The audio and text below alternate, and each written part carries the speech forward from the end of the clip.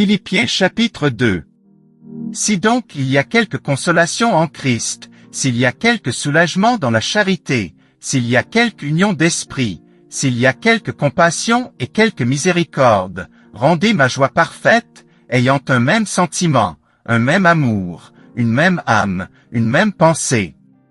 Ne faites rien par esprit de parti ou par vaine gloire, mais que l'humilité vous fasse regarder les autres comme étant au-dessus de vous-même. Que chacun de vous, au lieu de considérer ses propres intérêts, considère aussi ceux des autres. Ayez-en vous les sentiments qui étaient en Jésus-Christ, lequel, existant en forme de Dieu, n'a point regardé comme une proie à arracher d'être égal avec Dieu, mais s'est dépouillé lui-même, en prenant une forme de serviteur, en devenant semblable aux hommes, et ayant paru comme un simple homme, il s'est humilié lui-même, se rendant obéissant jusqu'à la mort, même jusqu'à la mort de la croix. C'est pourquoi aussi Dieu l'a souverainement élevé, et lui a donné le nom qui est au-dessus de tout nom, afin qu'au nom de Jésus tout genou fléchisse dans les cieux, sur la terre et sous la terre, et que toute langue confesse que Jésus-Christ est Seigneur, à la gloire de Dieu le Père. Ainsi, mes bien-aimés, comme vous avez toujours obéi, travaillez à votre salut avec crainte et tremblement, non seulement comme en ma présence, mais bien plus encore maintenant que je suis absent, car c'est Dieu qui produit en vous le vouloir et le faire, selon son bon plaisir. Faites toutes choses sans murmure ni hésitation, afin que vous soyez irréprochables et purs, des enfants de Dieu irrépréhensibles au milieu d'une génération perverse et corrompue, parmi laquelle vous brillez comme des flambeaux dans le monde, portant la parole de vie, et je pourrai me glorifier, au jour de Christ, de n'avoir pas couru en vain ni travaillé en vain.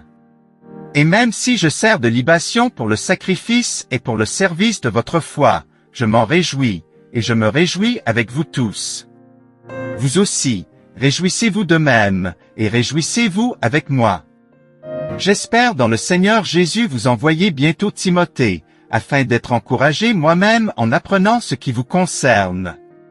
Car je n'ai personne ici qui partage mes sentiments, pour prendre sincèrement à cœur votre situation. Tous, en effet, cherchent leurs propres intérêts, et non ceux de Jésus-Christ. Vous savez qu'il a été mis à l'épreuve, en se consacrant au service de l'Évangile avec moi, comme un enfant avec son père. J'espère donc vous l'envoyer dès que j'apercevrai l'issue de l'état où je suis, et j'ai cette confiance dans le Seigneur que moi-même aussi j'irai bientôt.